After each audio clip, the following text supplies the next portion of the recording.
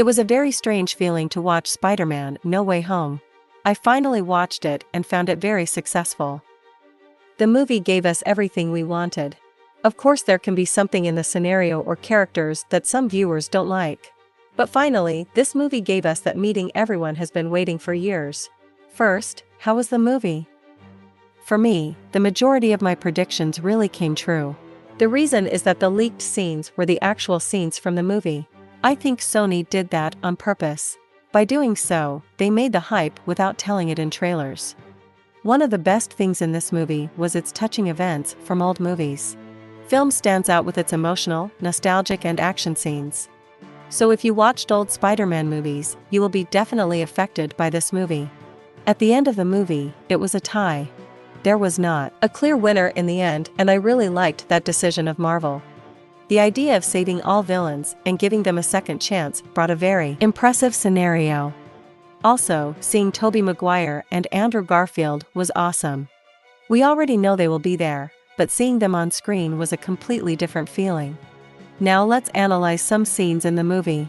After Mysterio's death, Peter Parker and his friend's life collapsed.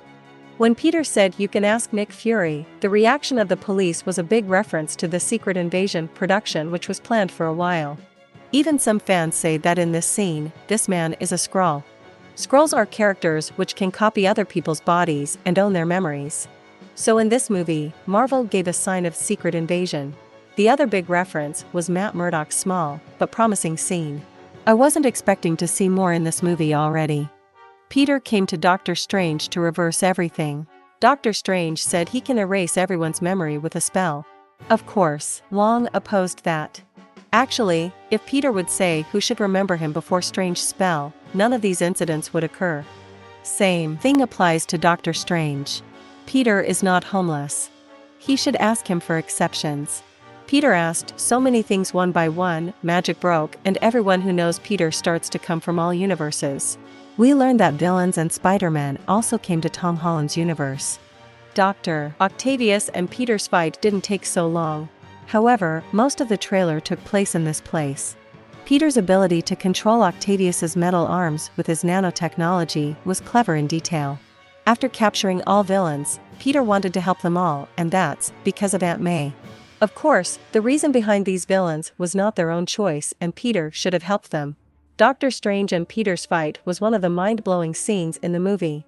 After Strange extracted Peter's soul, his arm maneuvered and didn't give the box to Strange. That was because of his spider senses. And if you watch carefully, we see many signs in Peter's head. It means he won the first round because of his spider senses. In the second round, we see that Doctor Strange has so much dominance in Mirrorverse.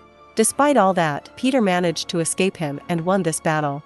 Their Doctor Strange underestimated Peter, and because of that he lost. If he wanted, he would tie him and/or do another strong magic. But Strange ignored him. And because Peter wasn't aware of that, he said, "I won Doctor Strange." Yes, actually he won against Strange, but it happened because Strange underestimated Peter. After releasing all villains, bringing them to an apartment wasn't a very clever choice. Or Peter listens to the things Aunt May said so much. So, even if Aunt May died, it was not Peter's fault. Even if Peter figured out a way to help Dr. Octavius and Electro, Norman Osborn was still under the control of Green Goblin. Here we saw Peter's spider senses one more time. That scene was really well made and one of my favorites. Right after that, he catches Green Goblin but is defeated. Here, Dr. Octo wanted to help, but got kicked out by Electro. This scene shows us again that Octo is a good character, but the AI on his metal arms changed his personality. It was so absurd that Green Goblin beat Peter Parker. Peter's suit has hundreds of functions, such as electric webs, but he didn't use any of them. Normally, Green Goblin is so powerful and he is a match for Spider-Man. But it's weird for Peter to not use any of his suit's tech and lose to Green Goblin. Afterwards, Aunt May died and Peter blamed himself for this. During that, because of Ned, we learned not only villains, but other Spider-Men also came to this universe. Each time Ned opened a portal, our old Spider-Man Tobey and Andrew came out. The moment they talked to Tom Holland's Peter Parker added an emotional and nostalgic mood. Because of their past experiences, Peter got up and got to work. It was wonderful to listen to their stories from themselves. After getting together, all Spider-Man worked as a whole and we saw here their intelligence. And as all of us have guessed before, web shooter jokes happened while Tobey's Spider-Man was throwing webs from his veins. It was so funny because of the other two Spider-Man's curiosity about his webs. And Ned's talk about Tobey and Andrew's Spider-Man asking about their friends was also a good funny scene. Both Tobey and Andrew's Spider-Man got scammed by their friends. Harry Osborn killed Gwen and attempted to kill Tobey's Spider-Man. In this scene, Ned looked so scared and it became a funny moment. Maybe in future, he will also be a villain, and all of these were references. At first, Spider-Man moved without a plan and couldn't stop others. It was a good decision and it added a bit of reality to the movie.